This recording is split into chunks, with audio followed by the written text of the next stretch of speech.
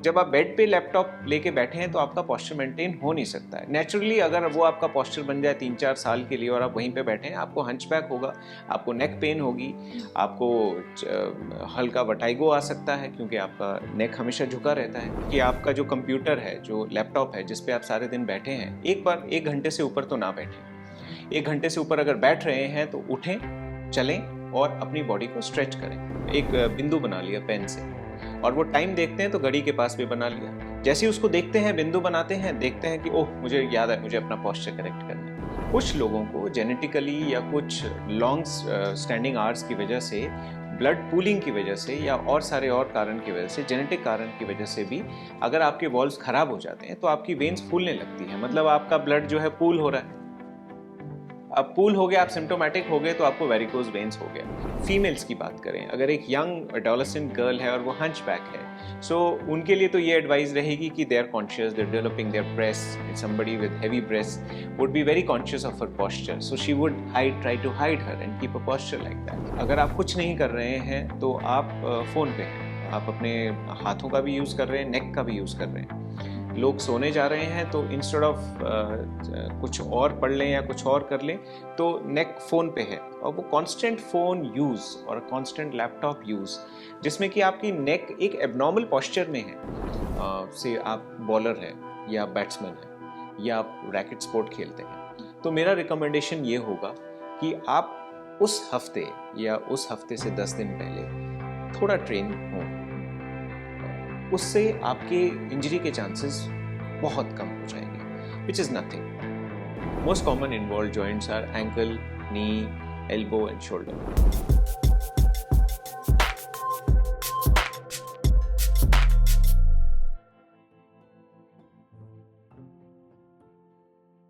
सुबह जब हम ऑफिस पहुंचते हैं तो पूरे दिन बैठते हैं, और घर से लेके ऑफिस का सफर भी बैठकर करते हैं, कभी कार में तो कभी मेट्रो में तो कभी ऑटो में।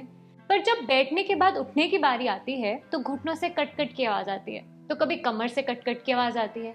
तो इन सब चीजों के लिए हमें ये जानना बहुत जरूरी है कि असल में बैठने की सही पोजीशन क्या है और किस तरह से हम सही तरीके से बैठ सकते हैं। आज इन सभी चीजों को जानने के लिए हमारे साथ है डॉक्टर विश्वदीप शर्मा, जो हमें बताएंगे कि हमारा पोस्चर किस तरह से सही रहना चाहिए और हमें किस तरह से बैठना चाहिए। Hello doctor, thank you for joining us. Thank you. ये जानना ऑफिस गोअर्स के लिए बहुत ज़रूरी है कि जैसे ही वो, आपने सही पूछा कि जैसे ही घर से बाहर निकलते हैं तो कुछ ना कुछ तकलीफ हो सकती है। सबसे पहले आप गाड़ी में बैठते हैं तो गाड़ी में बैठने का पोस्चर आ सकता है। आपको प्लान करना है कि आज 2 घंटे की ड्राइव है, 1 घंटे की ड्राइव है, एक वो। दूसरा, जब आप ऑफिस पहुंचते हैं तो ऑफिस में आपकी सीट कैसी है, आपका लैपटॉप क्या है, आपका काम क्या है। आपको वो या तो बहुत देर तक खड़ा होना है या बहुत देर तक बैठना है, 2 कंडीशंस हैं। अब इसमें आप अपनी जॉब भी करें और आपको तकलीफ भी ना हो, तो उसके लिए कुछ नुस्खे हैं। एक, ये बात तो सही है कि अगर आप घर से बाहर निकल रहे हैं और पहले अगर आपने कुछ वर्जिश कर रखी है, आप सुबह उठ के ही योगा कर लेते हैं, तो आपको एक प्रकार की सुस्ती एक तो महसूस नहीं होती। और सबसे बड़ी बात है कि अगर आप एक सिंपल से सूर्य नमस्कार से अपना दिन शुरू करते हैं तो उससे आपका कोर बॉडी पोस्चर इम्प्रूव होता है। ये सबके लिए तो नहीं है, बट जो शुरू से योगा करते आए हैं या जो यंग एज से ही अगर अपना लेते हैं इस चीज़ को, तो एक प्रकार से उनको पोस्चर की मेंटेनेंस, या उनको 2 बार नहीं सोचना पड़ता कि मैं ये करूं या वैसे बैठूं या कैसे करूं। बट अगर वो लोग हैं जिनके पास समय नहीं है या समय का इतना है कि रात को बहुत लेट आते हैं और सुबह ही वापस ऑफिस पे जा रहे हैं, तो ऐसे लोग ज़्यादा सिम्टोमेटिक हो सकते हैं। सबसे बड़ी बात है, अगर आप कार में चल रहे हैं तो आपका पोस्चर जो है, स्टीयरिंग जो लेवल है, वो आपके हाथों का ऐसा होना चाहिए कि आपको आपकी बैक को भी सपोर्ट मिले, आपके शोल्डर्स को भी सपोर्ट मिले। और अगर आपको एक नुस्खा चाहिए तो जब भी आपको बैक पेन हो रही है या कुछ भी हो रहा है, तो आप अपने पेट के नाभि से नीचे वाली जो मांसपेशियां हैं उनको कॉन्ट्रैक्ट करके थोड़ी देर तक रखें, जिससे कि ऐसा भी नहीं है कि आपको सांस रोकना है, बट जैसे ही आप कोशिश करें, आप अपनी उनकी मसल्स को रोकेंगे, ऑटोमेटिकली आपका पोस्चर बेटर होगा। बेसिकली आप अपने कोर को कॉन्ट्रैक्ट कर रहे हैं। अब आपने जो दूसरा प्रश्न पूछा कि आप ऑफिस पहुंचते हैं और ऑफिस पहुंच के आप कैसे बैठें, सबसे बड़ी बात है, इस साइंस को एर्गोनॉमिक्स बोलते हैं, द एर्गोनॉमिक्स ऑफ ऑफिस और साइंस एंड, और इस बारे में बहुत बातें होती है, so that a better healthy employ is a better for organisation. तो पूरे ऑर्गेनाइजेशन के लिए सही है कि एक पेशेंट या जो एम्प्लॉई हैं वो छुट्टी ना लें बार बार पीठ की तकलीफ के कारण। तो सबसे बड़ी ये तय करना ज़रूरी है कि आपका जो कंप्यूटर है, जो लैपटॉप है जिस पे आप सारे दिन बैठे हैं, एक बार 1 घंटे से ऊपर तो ना बैठें। 1 घंटे से ऊपर अगर बैठ रहे हैं तो उठें, चलें और अपनी बॉडी को स्ट्रेच करें। दूसरा, आपका जो लैपटॉप का जो आई लेवल है उसको कोशिश करें कि वो आपके आई लेवल पे आ जाए।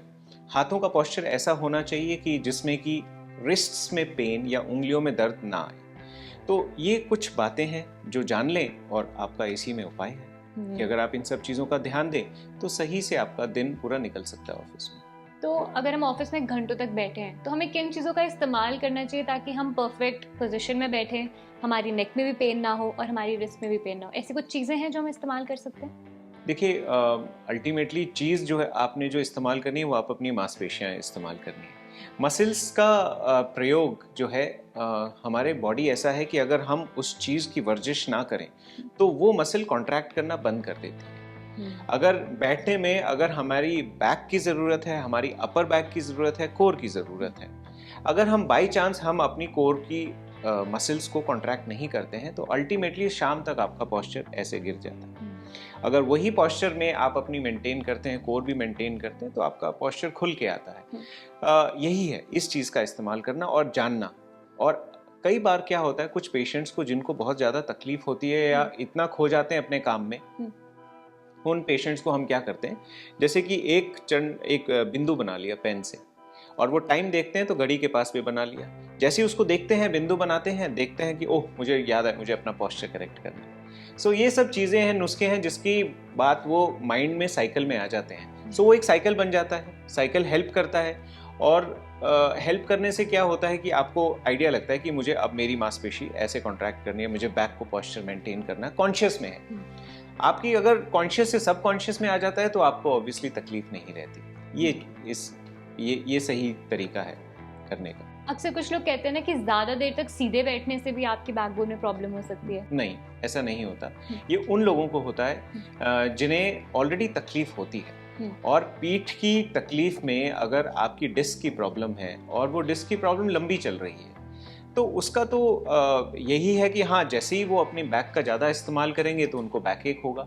बट वो पैथोलॉजी है, वो उसमें आप अपना ऑब्वियसली आप डॉक्टर साहब को दिखाइए, जिन्हें भी आप जानते हैं, सो दैट आपका एक डायग्नोसिस बने और आपको फिर डायग्नोसिस बनने के बाद आपको बताया जाए कि ये पोस्चर आपके लिए सही है और ये खराब है। सर कई बार जैसे ये तो हमने बात कर ली कि सिटिंग जॉब्स के बारे में, कुछ जॉब्स ऐसी भी होती हैं जहाँ पे उनको खड़े रहना पड़ता है for like good 8 hours 9 hours, जैसे कि लॉन्ग स्टैंडिंग शेफ्स हो गए, मीडिया हाउसेस में बहुत देर तक खड़े रहते हैं रिपोर्टर्स, या बाहर जाते हैं। बहुत सारी जगहें हैं जहाँ पे आपको खड़े होकर ही काम करना है। तो ऐसे में हेल्थ हैजर्ड है कि अगर आप खड़े हो रहे हैं और बहुत देर तक खड़े हैं और पोस्चर आपका बदला नहीं है तो इसमें 2 प्रकार की समस्या आ सकती है। एक, इसमें आपकी ब्लड की पूलिंग हो सकती है और अगर आप ज़्यादातर मस्कुलर नहीं हैं तो आपको पता है हमारे कार्डियोवैस्कुलर सिस्टम में वीनस ब्लड सारा हार्ट की तरफ जाता है, हार्ट से ब्लड वापस मांसपेशियों और लिम्स में जाता है। तो अगर लिम्स में कॉन्ट्रैक्शन कम हो रही है तो ब्लड वापस हार्ट की तरफ कम पंप हो रहा है, तो स्टैसिस होता है। जैसे खड़े होते हैं तो हमारे लोअर लिम्स में खून जो है वो ज़्यादा भरने लगता है। उस चीज़ को काउंटर करने के लिए हम काफ की मसल्स, मतलब पिंडलियों की मसल्स को काम करें, या जैसे कि हील रेजेस, जो सिंपल जो है हम हील रेजेस करें, जहाँ खड़े हैं वहाँ पे 20 हील रेज कर लें। अगर आप 20 मिनट आधा घंटा से ज़्यादा खड़े हैं, ऑटोमेटिकली आपको लगेगा कि मुझे बेहतर महसूस हो रहा है क्योंकि अब ब्लड वापस पंप हो गया, वीनस स्टैसिस नहीं हुआ। बट इसी प्रकार से बट कुछ लोगों में अगर ये वेरिकोज वेन्स जिसे कहते हैं उसकी समस्या आ गई, फिर क्या करें? अगर वेरिकोज समस्या आ गई है तो भी यही करना है। अब उस चीज़ को इवेलुएट करना है कि पेशेंट की वेरिकोज की समस्या कितनी हो गई है। अगर माइल्ड, मॉडरेट, सिवियर है तो सिवियर तो हम सर्जिकल साइड चले जाते हैं, बट अगर मॉडरेट है और सिम्टोमेटिक नहीं है तो बहुत सारी प्रॉब्लम्स आ सकती हैं। एक स्किन की प्रॉब्लम आ सकती है जिसमें कि ऑब्वियसली क्रॉनिक वीनस स्टैसिस की वजह से बहुत सारी परेशानियां आ सकती हैं। बट अगर उससे कम तकलीफ है और सिर्फ सिम्टोमेटिक है, माइल्ड पेन है, तो आप कंप्रेशन स्टॉकिंग्स भी पहन सकते हैं। और जैसे मैंने बताया काफ मसल्स की तो एक्सरसाइज आपको करनी ही है, बट कंप्रेशन स्टॉकिंग्स पहने जिससे कि आपका ब्लड ऑटोमेटिकली पूल ना हो और वो एक कांस्टेंट प्रेशर से वापस पंप होता रहे। कुछ ऑडियंस को अगर ये नहीं पता है कि वेरिकोस वेन्स है क्या, एक बार उनके लिए अगर आप बता दें तो। देखिए, जैसा मैंने आपको अभी बताया कि हमारा ब्लड जो है वेन्स के थ्रू हार्ट की तरफ जाता है। अब हर वेन में ब्लड वापस ना जाए तो उसमें वॉल्व्स होते हैं, छोटे छोटे वॉल्व्स होते हैं। कुछ लोगों को जेनेटिकली या कुछ लॉन्ग स्टैंडिंग आवर्स की वजह से, ब्लड पूलिंग की वजह से या और सारे और कारण की वजह से, जेनेटिक कारण की वजह से भी अगर आपके वॉल्व्स खराब हो जाते हैं तो आपकी वेन्स फूलने लगती है, मतलब आपका ब्लड जो है पूल हो रहा है। अब पूल हो गया, आप सिम्टोमेटिक हो गए तो आपको वेरिकोज वेन्स हो गया। अब वेरिकोज वेन्स की समस्या में अगर आपको एक बार हो गया तो उससे उसमें क्या होता है कि वेन्स जो है आपकी फूल गई। अब फूली है तो ब्लड इकट्ठा होता जाएगा। अब वो इतना इकट्ठा हो गया कि वीनस स्टैसिस होने लगा, इसको स्टैसिस ही कहेंगे। खून इतना जमा हुआ। अब वीनस ब्लड होता है वो डीऑक्सीजनेटेड होता है, ऑक्सीजनेटेड ब्लड नहीं होता। सो डीऑक्सीजनेटेड ब्लड जहाँ भी ज़्यादा रहेगा वहाँ समस्या ज़्यादा आएगी। स्किन को वैस्कुलरिटी में इश्यूज आ सकते हैं, अल्सर हो सकते हैं। तो उसका इलाज शुरू में करना ज़रूरी होता है। इसके बारे में अगर आपको पता है और मामूली अगर आप किसी फिजिशियन या सर्जन के पास जाएं तो आपका डायग्नोसिस बन जाएगा, तो उसका इलाज पहले हो सकता है। और वेरिकोस वेन्स हम ट्रीट कैसे कर सकते हैं? देखिए, वेरिकोज वेन्स यूजुअली अगर एक बार डायग्नोसिस बन गया, अगर हमने डॉपलर अल्ट्रासाउंड के थ्रू हमने ये चीज़ देख ली कि हमारी सुपरफिशियल वेन्स जो हैं, दो प्रकार की वेन्स होती हैं, सुपरफिशियल और डीप। जब हमारा जो सुपरफिशियल वेन्स में जब ब्लड चल रहा होता है वो डीप वेन्स में जाता है। अगर सुपरफिशियल वेन्स के वॉल्व खराब हो जाते हैं तो वहीं पे ब्लड पूलिंग हो जाती है। तो कई बार क्या होता है कि सर्जिकल तरफ अगर जाएं तो वो जो फूली हुई वेन्स होती हैं उनको कई बार एक्सरसाइज कर दिया जाता है, निकाल दिया जाता है। दूसरा, कई बार उसमें ऐसी chemotherapy is not the right word, कई बार ऐसी दवाई देते हैं जिससे कि वो फूली ना रहे, चिपक जाए। गॉट इट, उससे ये ठीक हो सकता है। जी, ये तो हमने बात कर ली कि अगर हम ज़्यादा देर तक खड़े रहते हैं तो हमारे पैरों में क्या क्या तकलीफ आ सकती है। वहीं कुछ लोग होते हैं जिनके पोजीशन की वजह से उनको हंचबैक हो जाता है। जी। तो हंचबैक कैसे डेवलप होता है? देखिए, हंचबैक कहने को कॉमन टर्म है, कॉमन लेमैन टर्म्स में, बट हंचबैक की बहुत सारी हम उस चीज़ को डिवाइड कर सकते हैं कि हंचबैक मेल पॉपुलेशन में है, फीमेल पॉपुलेशन में है, यंग लोगों में है, ओल्ड लोगों में है। सो अगर हम फीमेल्स की बात करें, अगर एक यंग एडोलेसेंट गर्ल है और वो हंचबैक है, सो उनके लिए तो ये एडवाइस रहेगी कि they are conscious, they are developing their breast, somebody with heavy breast would be very conscious of her posture, so she would try to hide her and keep a posture like that. So उन लोगों में advice है कि आप नहीं, needn't be conscious, try to better maintain your posture and exercise your upper limbs. जैसे ही आप अपर लिम एक्सरसाइज करते हैं, you are conscious of your posture, hunchback चले जाता है। So that is correctable hunchback. यही इसी में एक पॉपुलेशन हो गई फीमेल पॉपुलेशन जो प्री मेनोपॉजल हैं या मेनोपॉजल एज हैं या पोस्ट मेनोपॉजल हैं। उन फीमेल्स में अगर हंचबैक है और उसके साथ सिम्टोमेटिक है तो इसका मतलब हम ऑस्टियोपोरोसिस की तरफ जा रहे हैं, हड्डियों का कमज़ोर होना, जो कि फीमेल पॉपुलेशन में औरतों में ज़्यादा हो सकता है जबकि उनकी पीरियड्स बंद हो जाते हैं, मेनोपॉज हो जाता है। ऐसे में हमें कुछ इन्वेस्टिगेशन करके उनके ऑस्टियोपोरोसिस की जो लेवल है वो डायग्नोज करनी चाहिए। जैसे कि एक डेक्सा स्कैन, सिंपल सा टेस्ट है, डेक्सा स्कैन होता है, उसमें आपका पता लग जाता है कि आपकी हड्डियों में एक्चुअली ऑस्टियोपोरोसिस है या नहीं है। तो उनमें ट्रीटमेंट अलग प्रकार की होगी, बट ओवरऑल अगर हम बात करें हंचबैक तो it's a posture related issue most of the times.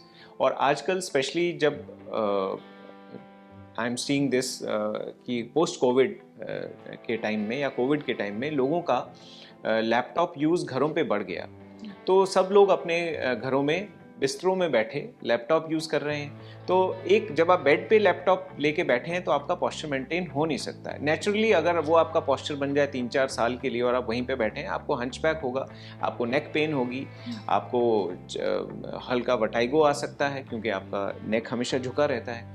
सो ये सब बातें हैं, ये इनका जानना ज़रूरी है। ले दे के एक ही पॉइंट पे हम आ जाएंगे कि जब आप बैठे हैं काम करने के लिए तो आपका पोस्चर सही होना चाहिए। बिल्कुल। जिस तरह से आपने बोला कि नेक पेन भी स्टार्ट हो जाता है, ऐसा ही एक टर्म आ गया है tech neck. I am sure आपने इसके बारे में सुना होगा। This is a neck pain because of technology. Yes, tech neck बोल दीजिए, नेक टेक बोल दीजिए।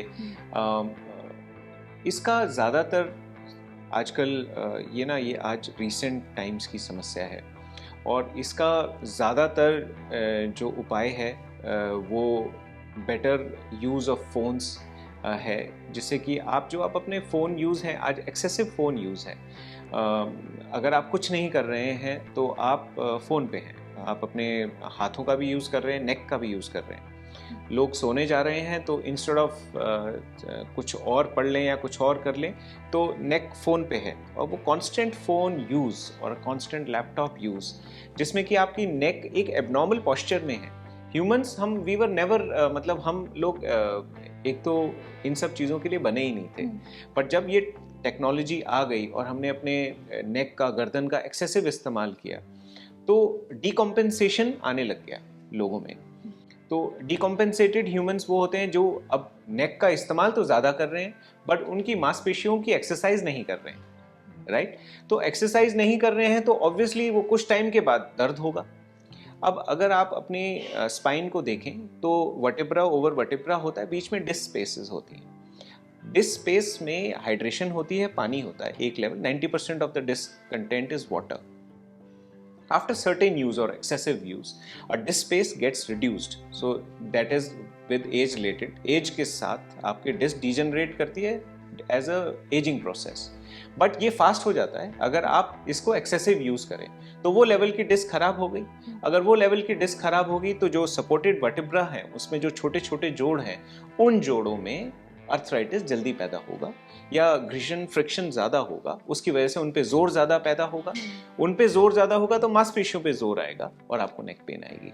सो ऐसे बहुत सारे कारण हो सकते हैं कि हम इसको पैथोलॉजिकल इटियोपैथोजेनेसिस में हम इसकी पैथोलॉजी देखें, या simple imbalance of the muscles है। यंगर पॉपुलेशन है जिनमें डिजेनरेशन नहीं है, उनमें मिसमैच रहता है, मसल्स में इम्बैलेंस रहता है। जो भी मांसपेशी जो है, जैसे कि ट्रेपेजियस है, हमारी कंधे की मसल है, बैक की मसल है। Trapezius is a triangular shape muscle जो कि हमारी बैक से आती है और गर्दन की नेक तक जाती है, ऑक्सीपुट तक जाती है। ये मसल हमारे कंधे का और अपर बैक का सारा काम कर सकती है। बट यही समस्या हो जाती है कि जब एक्सेसिव यूज होता है तो हमारी अपर ट्रेपेजियस कॉन्ट्रैक्ट करती है as a reaction to excessive neck use, और फिर आपकी जो है गर्दन ऐसी दर्द होती है कि स्पैज़म में लगती है। तो कई बार आप अकड़ी हुई गर्दन से सुबह उठते हैं, oh I have a neck spasm doc, what to do. The problem lies in this. So there is excessive use, और इन लोगों में कुछ नहीं है। अगर आप इनको मसल बैलेंस बताएं कि एक्चुअली आप ये गलत कर रहे हैं, ये सही कर रहे हैं, simple exercises of the upper back, आपका इलाज हो जाता है, उतने में ही हो जाता है। और सबको दवाइयों की ज़रूरत नहीं पड़ती, कई बार just right advice at the right time works. Even the exercises, मतलब कुछ एक्सरसाइजेज करके भी अपने दर्द कम कर सकते हैं। बिल्कुल। उसमें जैसे कि अब ये थोड़ा टेक्निकल टर्म हो जाएगा, सेरेटस एंटीरियर एक मसल होती है, और एक अपर बैक हुई, अपर ट्रैप बोलते हैं हम उसको, अपर ट्रेपेजियस। अगर इन दोनों का बैलेंस खराब होगा तो, और कोर आपका सही नहीं है, आपको नेक पेन होगी ही होगी। और कई बार नेक पेन कुछ लोगों में जो कि अगर कोई गिरे हैं या चोट लगी है, शोल्डर समस्या होती है तो भी नेक पेन हो सकता है, नेक पेन खुद की समस्या है तो भी हो सकता है। और शोल्डर पेन इटसेल्फ वो एक बहुत बड़ा टॉपिक है कि आपको किन किन कारणों में प्रॉब्लम शोल्डर में है बट गर्दन में दर्द हो रहा है। क्यों? क्योंकि आप एक्सेसिव यूज कर रहे हैं और कंधे की जो मसल चलनी चाहिए वो यूज नहीं हो रही। कई बार ऐसा भी होता है ना, लोगों को गर्दन में दर्द होता है तो वो ऐसे पटाखे निकालने की कोशिश करते हैं शोल्डर से, हाथों से। तो क्या ऐसा करना सही है? देखिए, अगर आप सिर्फ खड़े हैं और स्ट्रेच कर रहे हैं एक दो बार के लिए सही है, बट अगर आप एबनॉर्मल और ड्रास्टिक मूवमेंट कर रहे हैं नेक की, वो रिकमेंडेड नहीं है। आप नाई के पास जाते हैं, आप बार्बर शॉप में जाते हैं और वहाँ पे सोचते हैं कि मैं अपनी गर्दन के पटाखे निकाल दूँ, that is dangerous at times. क्यों? क्योंकि अगर आपकी से यू आर 45 बट आप प्रोन हो डिजेनरेशन में, तो आपके ऑलरेडी ऑस्टियोफाइट्स हैं, डिस्क स्पेसेस हैं, रिड्यूस्ड हैं, और आपको जर्क मिलता है। सो जर्क मिलेगा तो ऑस्टियोफाइट्स जो हैं वो फ्रैक्चर भी हो सकते हैं, या एक प्रकार का जर्क आ सकता है, फेसेट्स पे प्रेशर बढ़ सकता है, तो वो तो नहीं करना चाहिए, एब्सोल्युटली नॉट। आई थिंक उसमें डूज एंड डोंट्स आप किसी भी अगर वेबसाइट पे चले जाएं, अच्छी वेबसाइट पढ़िए आप उसके बारे में, बट गलत तरीके से गलत एक्सरसाइज करना सही बात नहीं है। जिस तरह से हमने लैपटॉप की बात की कि लैपटॉप देखने का भी एक सही पोस्चर होना चाहिए, कुछ लोग लैपटॉप लेके बीन बैग पे बैठकर भी काम करते हैं। Absolutely not recommended. इनफैक्ट बीच में अगर बड़ी बड़ी कंपनीज, मैं नेम नहीं करूँगा उनको, कुछ कंपनीज में ये हुआ था कि बीन बैग की जगह जिम बॉल पे आप बैठे, ठीक है। अब एक जिम बॉल जो है वो हमारी कोर मसल्स के लिए यूज होती है। आप जिम बॉल पे बैठ के लैपटॉप पे बैठिए, उसमें क्या होगा, आपको जिम बॉल पे स्टेबलाइज करने के लिए कोर को कॉन्ट्रैक्ट करना पड़ेगा, मांसपेशियों को। You will use your core to sit on there for stable side. So that is just a sort of an exercise I am trying to tell you कि आप उस पे बैठ के काम करके कोशिश करिए, उसमें ऑटोमेटिकली आपको पोस्चर करेक्ट करना पड़ेगा, नहीं तो आप गिर जाएंगे जिम बॉल से, राइट।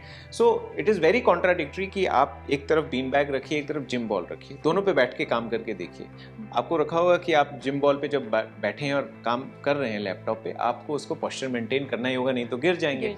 वहीं जिम बॉल, वहीं बीन बैग है, बीन बैग में आप सिंक करते हैं, आपका पोस्चर करेक्ट हो ही नहीं सकता। Once in a while it is okay, आप बहुत टायर्ड हैं, you don't want to sit, you can do that, but if you make it as a habit कि अगर आप हैबिट की उसी पे बैठ के काम कर रहे हैं, that's not recommended at all. But जैसे आपने कहा हम जिम बॉल पे बैठ सकते हैं, पर जिम बॉल पे भी तो हमें हमारी बैक को सपोर्ट नहीं मिल रहा है। हाँ, क्यों? क्योंकि आप क्वेश्चन तो आप सही पूछ रही हैं, बट आंसर जो मैं दे रहा हूँ वो आप इमेजिन नहीं कर पा रहे हैं। अच्छा। जब आप बैठेंगे और आप अपनी कोर की मांसपेशियों को कॉन्ट्रैक्ट करेंगे, तो back automatically is part of that core. Back contract होगा, कोर कॉन्ट्रैक्ट होगा, आप सीधे हो जाएंगे। Got it. ठीक है। वहीं आप बीन बॉल पे बैठे हैं, यहाँ ऐसे बैठेंगे, two postures are very different, right. Like मतलब मे बी आपकी बैक इतनी स्ट्रांग होनी चाहिए ताकि आप बहुत देर तक बैठ सकें। फिर हाँ, आप बैठने वाले प्रोफेशन में हो, आप अपनी बैक पे काम नहीं करोगे तो किस पे काम करोगे? किस पे काम करोगे। इसी तरह से अगर हम बात करें, एक टेक्नोलॉजी की और एक बीमारी है जिसका नाम है आईफोन फिंगर। तो उसमें क्या होता है, ऐसा बताया जाता है कि फिंगर के बीच में एक डेंट आ जाता है। तो अब लोगों का ऐसा कहना है कि बिकॉज ऑफ यूजिंग फोन, देखिए अगर आजकल आप ओपीडी में बैठें और देखें तो कई बार क्या होता है, हमारी फिंगर्स जो है वो किन से चलती हैं, हमारी टेंडेंस से चलती है, राइट। हाथ के अंदर वाले हिस्से में फ्लेक्सर टेंडेंस होते हैं, ऊपर वाले हिस्से में एक्सटेंसर टेंडेंस होते हैं, जो कि आपकी आर्म के ऊपर से आ रहे हैं। जब भी आप एक्सेसिव फिंगर यूज कर रहे हैं तो कुछ टेंडेंस जो हैं उनमें से हट के, स्पेशली थंब के, इंडेक्स फिंगर के टेंडेंस जो है वो बार बार कॉन्ट्रैक्ट हो रहे हैं। अब एक ही फिंगर, मान लीजिए आपका हाथ जो है वो माउस पे है, या आपका हाथ आप अपने थंब से टाइप करते हैं, बट सारा कुछ आप थंब से ही कर रहे हैं, थंब से ही टाइप कर रहे हैं, but thumb is not used to typing so much, like. तो बट सिंस अगर ये आपका काम है और करना है, तो इसका उपाय ये है कि आपको आपकी फिंगर्स की मांसपेशियों की एक्सरसाइज करनी ही पड़ेगी। तो इसमें होता है intrinsic muscles of the hand, अगर आप उनकी एक्सरसाइज करें, कुछ तरीके हैं। सिंपल तरीका, कुछ थेराबैंड एक्सरसाइजेज होती हैं जिसमें कि आप अपने बैंड्स पहनते हैं उंगलियों में, उंगलियों की एक्सरसाइज करते हैं, आप उनकी एक्सरसाइज करिए, आपको कभी ये प्रॉब्लम नहीं है। सो जैसे आपने बताया कि ऐसी प्रॉब्लम नहीं आएगी, बट कई बार ऐसा देखा जाता है कि कुछ लोग जो होते हैं अपना पोस्चर मेंटेन करने के चक्कर में उनको एक आधी इंजरी हो जाती है। वो सोचते हैं कि यार बिल्कुल सीधा बैठना है, नहीं तो बैक पेन निकल आएगा, बिल्कुल हाथ ऐसे रखने हैं, नहीं तो बैक पेन निकल आएगा। पर क्या इसकी वजह से कुछ मेजर इंजरी या कोई स्पाइनल इंजरी भी हो सकती है अगर हम अपने पोस्चर पे कुछ ज़्यादा ही ध्यान दें? नहीं, आई डोंट थिंक सो। ऐसा नहीं है। जो भी लोग कॉन्शियस हो रहे हैं अपनी पोस्चर को लेके, अपने एक्सरसाइज को लेके, वो रास्ता सही है। कुछ बीच में गलतियां होती हैं, वो ऑब्वियसली आप डॉक्टर के पास जाके या फिजियोथेरेपिस्ट के पास जाके आप वो छोटी मोटी करेक्शंस करा सकते हैं कि आप कुछ चीज़ गलत कर रहे हैं, रिपीटेशन गलत कर रहे हैं। बट ऐसा मानना कि अगर आप सीधे बैठ रहे हैं वो आपके लिए गलत है, I don't think so, that's not right. इसके चलते लोग कुशन्स रखना पसंद करते हैं, लैपटॉप स्टैंड यूज करते हैं। सो देखिए, एक टाइम के बाद, 2 घंटे 3 घंटे बैठने के बाद आपकी back, every muscle has to rest. So उसके बाद क्या होगा, अगर मसल आपकी थक गई तो ऑब्वियसली आपको सपोर्ट चाहिए, तो आप सपोर्ट लीजिए। बट सपोर्ट आप ऐसा लीजिए जिसमें कि आपकी स्पाइन का पोस्चर जो कर्व है वो मेंटेन है, वो कर्व के हिसाब से लीजिए, दैट्स इट।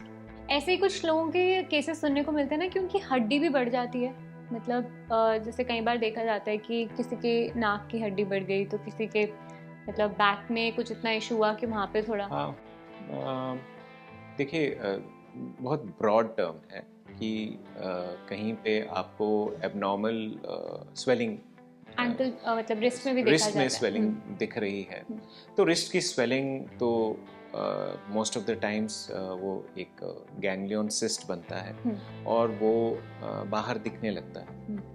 इनका कारण भी एक्सेसिव यूज ही है and very very weak shoulders है। तो गैंग्लियन सिस्ट की अगर समस्या देखें तो रिस्ट में आप देखेंगे कि आपको यहाँ पे स्वेलिंग नोटिस हो रही है, बट उस स्वेलिंग से पहले आपको रिस्ट में क्रॉनिक पेन रहता है या रहेगा। ऐसा फंक्शनल ट्रेनिंग में ये कंसेप्ट होता है कि अगर आपके कंधों में ताकत नहीं है तो आप अपनी एल्बो और रिस्ट को ओवरलोड कर रहे हैं, ठीक है। से मुझे बोला गया है कि आप 10 केजी यहाँ से उठा के यहाँ रखिए, तो अगर मेरे कंधों में जोर नहीं है तो मैं अपनी एल्बो और अपनी रिस्ट से सामान उठा रहा हूँ, राइट। सो अगर मेरे कंधों और रिस्ट में डिवाइडेड वेट डिवाइडेड है, 8 किलो ये उठा रहा है, 1 किलो ये है, 1 किलो ये है, बट अब मेरे कंधे खराब हैं, ठीक है, अब मैं सारा वेट जो है अपना एल्बो और रिस्ट पे ले रहा हूँ, तो it gets overloaded phenomena. Correct करने का भी यही तरीका है। अगर आपको क्रॉनिक रिस्ट पेन है तो जरूरी नहीं है आप अपनी रिस्ट पे काम करें, आप अपने कंधे, एल्बो, पूरी ऊपर लिम्ब पे काम करें। ये डायरेक्शंस यूजुअली फिजिशियन जो हैं अपने फिजियोथेरेपिस्ट को देते हैं, वो उनको करेक्शंस करते हैं। ये तो हमारी बात हो गई वीकडेज की, हम जब ऑफिस में है, काम कर रहे हैं, ड्राइव कर रहे हैं, ऑफिस की तरफ आ रहे हैं। अब बात करते हैं वीकेंड्स की। यूजुअली लोगों को वीकेंड्स में अपनी हॉबीज को एंजॉय करने का मन करता है जी। तो लोग स्पोर्ट्स की तरफ जाते हैं, क्रिकेट खेलते हैं, टेनिस खेलते हैं, बैडमिंटन खेलते हैं। तो इन सब चीज़ों के अंदर भी आपको इंजरी हो सकती है, राइट। तो अगर किसी को टेनिस एल्बो हो गया है तो उसके सिम्टम्स क्या है और उसका ट्रीटमेंट क्या है? जी। जैसे कि आपने वीकेंड की बात की, तो सभी एम्प्लॉयज़ आजकल कॉर्पोरेट कल्चर भी आ रहा है कि तेरा कॉर्पोरेट मैचेस, सभी इंस्टीट्यूशंस में जो काम कर रहे हैं वो अपने वीकेंड्स जो हैं सैटरडे संडे खेलते हैं। ये ब्रॉड टर्म है, ऐसे लोगों को हम वीकेंड वॉरियर्स बोलते हैं। क्यों? क्योंकि ये लोग जो होते हैं जो सैटरडे संडे स्पेशली खेलते हैं और हफ्ते में सिर्फ एक दिन खेलते हैं या महीने में एक दिन या महीने में 2 दिन, ये these are separate group of people जो कि इंजरी प्रोन रहते हैं। और उसका सबसे बड़ा कारण ये है कि पूरे महीने या पूरे हफ्ते कोई प्रैक्टिस नहीं करना और बिना प्रैक्टिस के ग्राउंड में उतर जाना। अब ये तो जस्टिफाइड नहीं है और कहीं ना कहीं बॉडी, आप अपना 100% देना चाहते हैं जो भी स्पोर्ट खेलते हैं, अब उस 100% देने में कहीं ना कहीं आपको इंजरी होती ही होती है। जिन लोगों का बैकग्राउंड स्पोर्ट्स बैकग्राउंड रहता है, जो थोड़े बहुत ट्रेंड रहते हैं, वो निकल जाते हैं, उनको इंजरी नहीं होती। बट कुछ लोगों में घुटनों की समस्या, कंधों की समस्या आ जाती है। अब ऐसे में अगर हम देखें तो घुटने में जैसे कि ACL injuries are very common. आपकी एंटीरियर क्रूशिएट लिगामेंट इंजरी करके ले आया, कंधे में थ्रोइंग इंजरी की, आपने थ्रो मारा, ऐसा थ्रो मारा कि हाथ वहीं अटक गया और उसके बाद गिर जैसे गया, तो ऐसे में स्लैप इंजरीज भी हो सकती हैं। अब ये तो रही इंजरीज की बात जिसमें कि ligament injuries are very very common. दूसरा आपने टेनिस एल्बो की बात की थी। टेनिस एल्बो इज मोर और less, I would say it's an office goers disease. Athletes में कम होती, बहुत होती है, मतलब आई थिंक सचिन तेंदुलकर का एग्जाम्पल था, बट उनमें तकलीफ कुछ और थी। टेनिस एल्बो जस्ट सिम्टम था उस तकलीफ का, तो हम उस तरफ नहीं जाएंगे।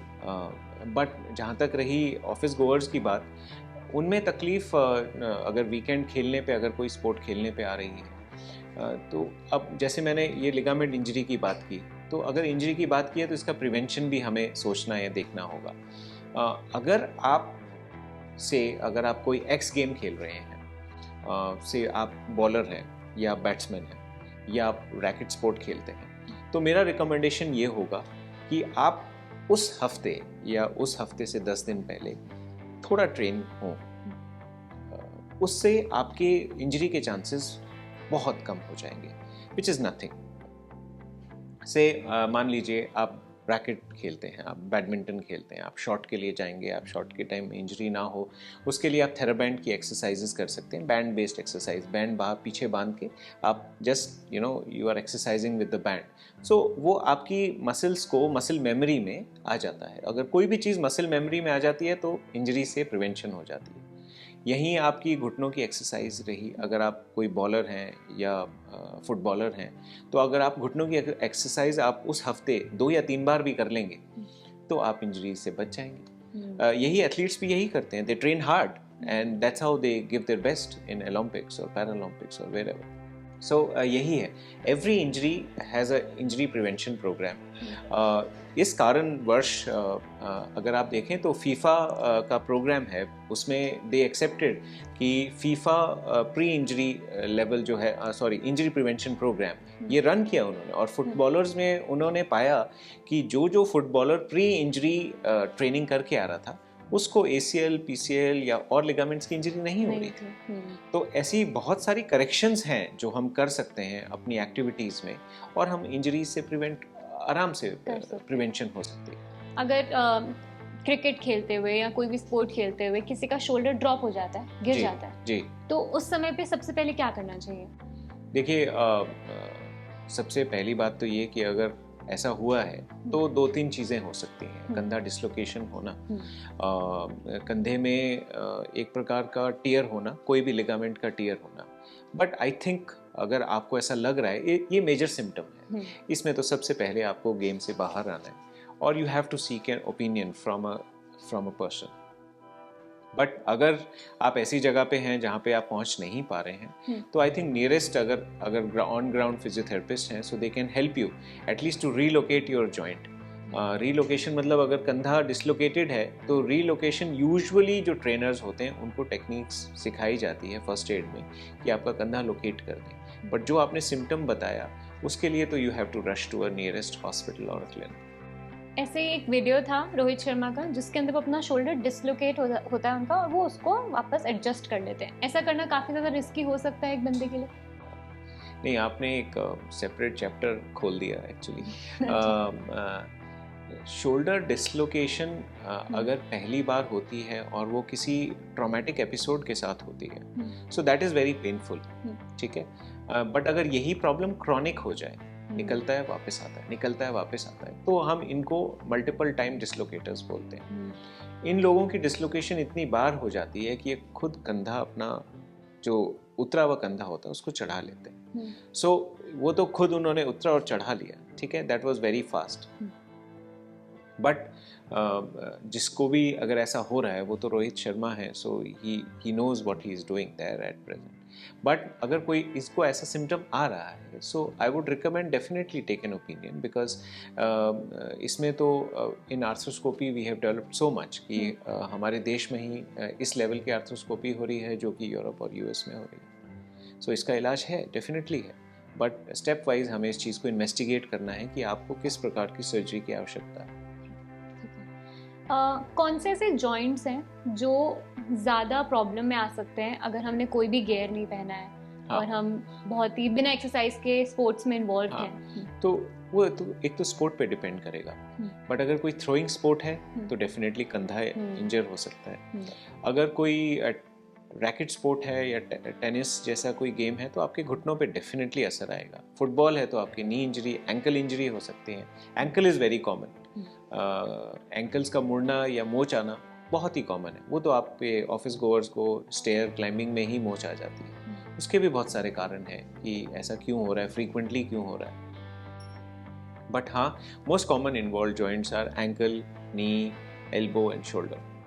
इनकी ज़्यादातर तकलीफ देखी जाती है, और इनकी तकलीफ को कम करने के लिए हम मतलब रेस्ट करें और अपने शोल्डर्स को थोड़ा बहुत देखिए, अगर फर्स्ट एड की आप बात कर रहे हैं, अगर आपको सिम्टम हुए हैं तो फर्स्ट एंड फॉरमोस्ट आपको रेस्ट ज़रूरी है। देन कम्स आइस, ठीक है, कोल्ड पैक्स, एंटी इन्फ्लेमेटरीज, ये सब चीज़ों से आपके सिम्टम काफ़ी कम हो सकते हैं। पर डायग्नोसिस तक पहुंचना उतना ही ज़रूरी है कि आपको हुआ क्या था। क्या वो इतना है कि आपको कोई किसी डॉक्टर के पास जाने की ज़रूरत है, या ऐसा है कि जस्ट सिंपल इंजरी है and it can be dealt at home. तो उन दोनों को डिफ्रेंशिएट करने के लिए तो आपको ओपिनियन लेनी चाहिए।